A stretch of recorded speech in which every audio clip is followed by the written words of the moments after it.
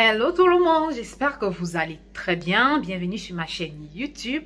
Alors on se reprend aujourd'hui pour une nouvelle vidéo. Je vous amène avec moi dans ma cuisine pour préparer mes repas de la semaine.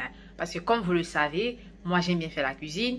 Et surtout je veux éviter au maximum les repas de la route, les repas des restos et tout.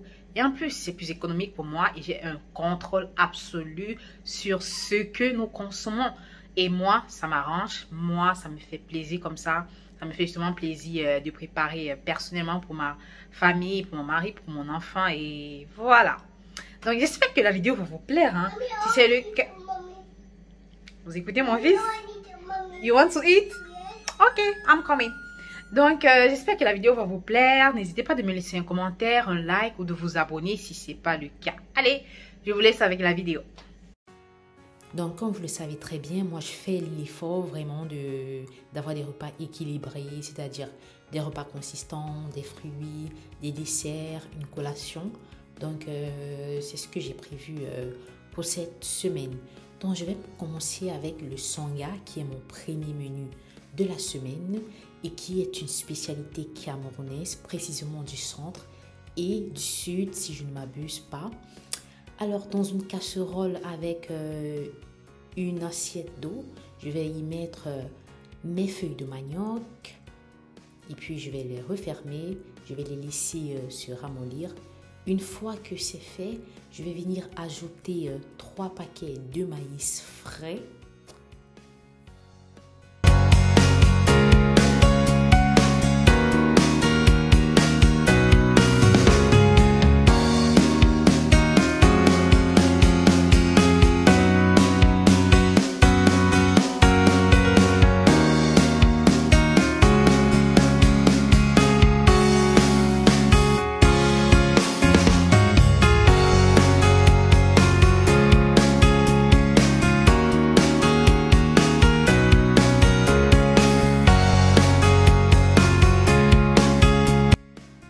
Donc par la suite, je vais venir saler cela correctement. Et je précise que ce jour-là, honnêtement, en cuisine, j'avais décidé de faire de l'alternance. C'est-à-dire que je touchais un peu à tout. Par exemple, mon sanga, lorsque je l'avais mis au feu, j'avais décidé d'apprêter mon haricot, vu que ça faisait partie de mon deuxième menu de la semaine, le haricot sauté. Donc là, j'ai mis dans la casserole 2 paquets de haricots que j'avais pris dans une boutique exotique qui est juste proche de ma maison. Et un paquet comme ça, il m'a coûté 6 $ ou 5 $, je me souviens plus très bien. Donc j'en ai pris 2 paquets comme ceux-là. Voilà pourquoi, honnêtement, si vous êtes en Afrique et que vous venez ici, mettez un peu de cette quantité-là dans votre valise, surtout si vous en consommez. Honnêtement, ça va beaucoup vous aider, ça va vous éviter d'acheter les premiers moments parce que, comme vous le savez très bien, ça coûte énormément cher. Alors là, je vais saler mon haricot.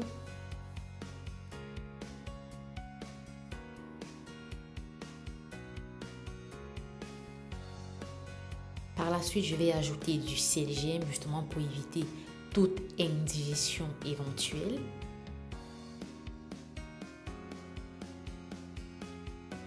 Et bien sûr, le rondelle qui est pour moi une épice indispensable parce que je trouve que ça parfume énormément les repas. Donc, je le mets vraiment dans toutes mes sauces, dans tout ce que je fais bouillir parce que l'odeur, vraiment, je l'aime énormément. Alors là, pendant que mon sanga et mon haricot étaient au feu, j'ai décidé d'apprêter les condiments de mon sauté. Donc, comme vous pouvez le voir, j'ai pris tout ce qui est tomates, poireaux, poivrons et un peu de persil aussi. Donc, de l'autre côté, mon sanga, il avait déjà commencé à mijoter. Là, je vais ajouter une boîte de noix, de pulpe de noix, pardon, voilà. Et je crois qu'en Côte d'Ivoire, il est appelé, ce produit, il est appelé sauce graine. Donc, je vais également ramener toute la boîte dans ma marmite.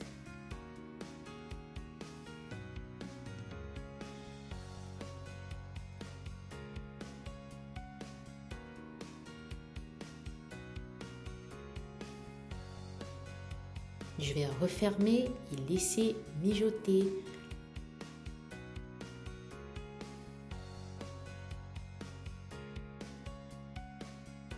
Et pendant ce temps, je vais laver tous mes légumes, je vais les découper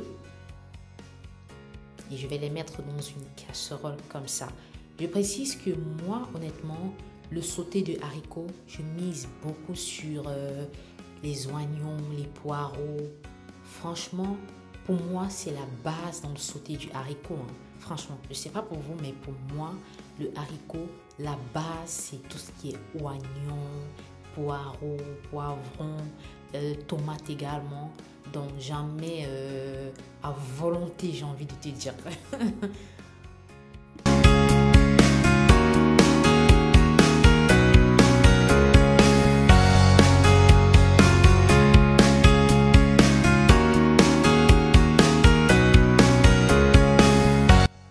Donc, après une trentaine de minutes, je vais ramener un demi-verre de sucre dans mon sangha, étant donné que c'est un aliment qui est sucré et salé.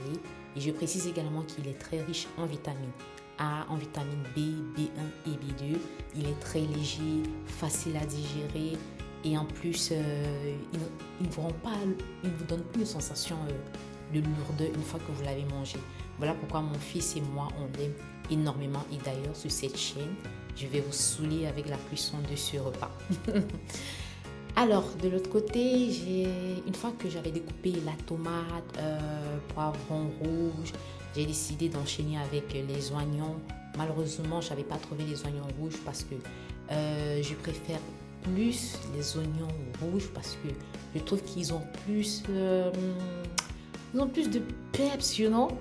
Mais bon, j'avais trouvé que les oignons blancs, donc je les ai pris.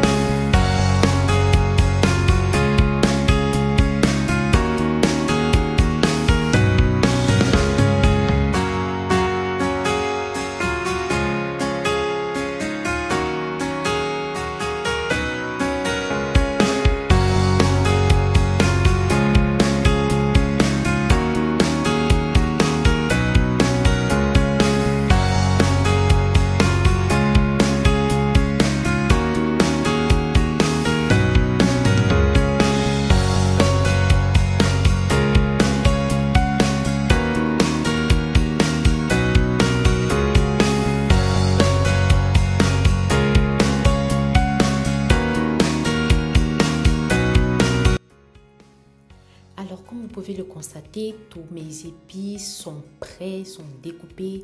Dans le moulinex, j'ai mis tout ce qui est ail, poivre blanc préalablement grillé à la poêle avec du poivre noir, du rondelle également que j'avais préalablement écrasé ou alors que j'avais légèrement tapoté dans le mortier pour pas qu'il me ruine les lames de mon moulinex. Et là, je vais juste les écraser. Et honnêtement, je vous conseille de griller vos épices avant de les écraser parce que le parfum, je ne sais pas ce que j'ai avec le parfum des épices, mais essayez, vous allez voir, c'est incroyable. Alors, de l'autre côté, mon sangha, il était déjà prêt. Comme vous pouvez vous rendre compte, la cuisson a pris 1h15, 1h30, quelque chose comme ça, voilà. Et là, il est ready. Donc, je vais descendre le sangha, je vais le mettre à côté pendant qu'il va se refroidir et je vais m'attaquer aux haricots sautés. Alors, dans une casserole, je vais faire revenir de l'huile. Ensuite, je ramène tous mes épices ou alors tous mes légumes que j'ai préalablement ciselés et je vais laisser cuire.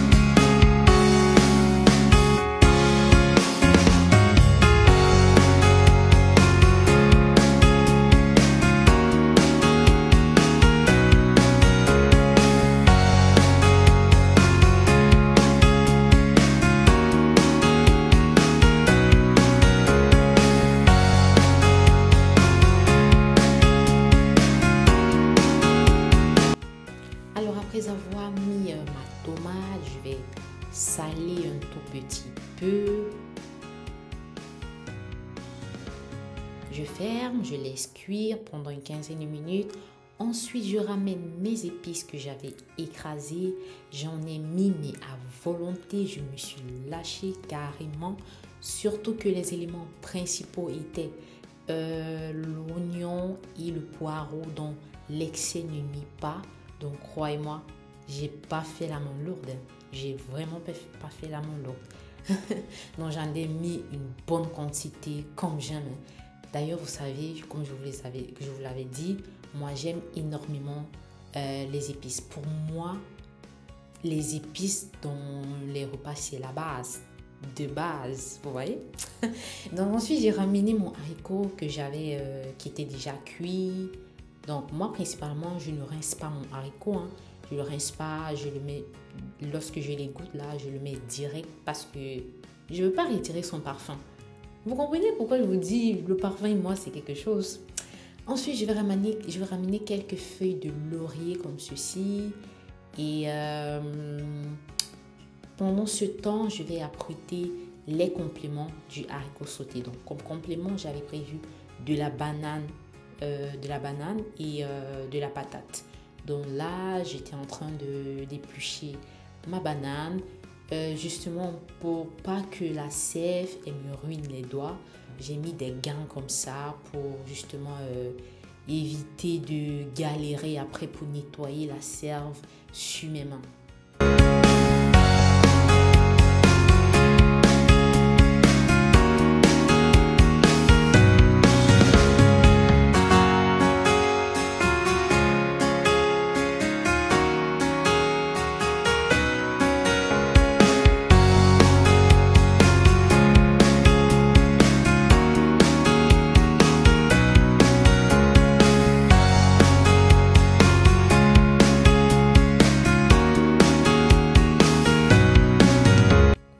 Après avoir épluché ma banane, je l'ai bien lavée, je l'ai bien rincée et je l'ai mis dans une passoire comme ça pour la cuire à la vapeur.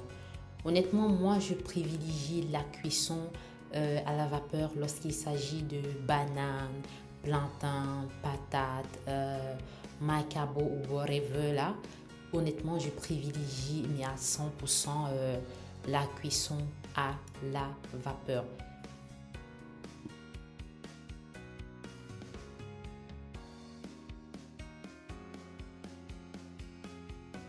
Donc, pendant que ma banane et ma patate étaient au feu, je suis passée à la collation qui était le gâteau à la banane et à la farine d'avoine. Donc, dans un saladier, j'ai fait revenir 6 doigts de banane que j'ai bien écrasé à l'aide d'une fourchette. Ensuite, j'ai ajouté 6 œufs.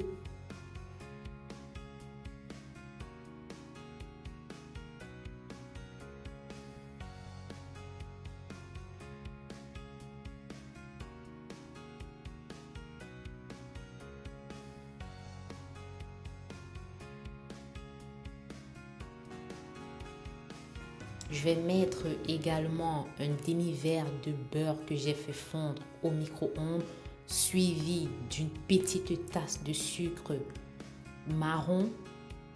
Et je vais saler un tout petit peu. Par la suite, je vais mettre du lait, un demi-verre. Également de l'essence vanille. Et puis, je vais remuer. Une fois que cela est homogène, je vais ajouter ma farine d'avoine, 3 verres. Puis, je vais mettre ma levure chimique Alza que je trouve the best. Et je vais remuer. Honnêtement, j'avais la flemme après, donc j'ai passé tout cela au mélangeur. Et en 2-2, c'était fait. Hein. Et puis, je vais les mettre dans les moules comme ça et je vais les enfourner pendant 1 heure de temps. Et là, le gâteau, il était prêt.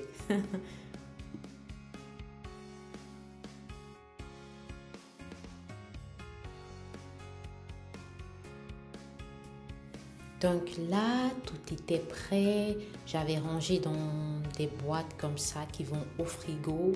Et là, mon sanga était rangé, mon haricot il était également dans sa boîte. Là, comme vous pouvez le constater, ma patate douce était prête. J'avais apprêté également tout ce qui était fruits, de la clémentine, de la pomme de France et des raisins. Et là, vraiment, j'étais contente. Je ne sais pas si vous êtes comme moi, mais toutes les fins de semaine, lorsque j'ai préparé comme ça, lorsque j'ai fait à manger pour la semaine, je me sens bien, je me sens tranquille, je me sens zen parce que je vais commencer la semaine, je vais aller travailler, sachant que ma maison est au taquet, sachant que on ne va pas manquer de quoi que ce soit à la maison. Et du coup, moi, ça me permet d'être concentrée à 100% au niveau du boulot. Ça me permet justement d'être focus au niveau du boulot, quoi. Parce que j'aurais pas à stresser que, ouais, qu'est-ce qu'on va manger à la maison, nanani, nanana, quoi, tu vois. Donc, c'est un peu ça. Donc, les amis, c'est ici que s'achève cette vidéo. J'espère qu'elle vous aura plu. N'hésitez pas de me laisser un like ou un commentaire et de vous abonner si ce n'est pas le cas. Je vous dis vraiment merci de m'avoir écouté jusqu'à la fin et je vous dis à la prochaine pour une nouvelle vidéo. Sur ce, je vous fais plein de bisous et bye!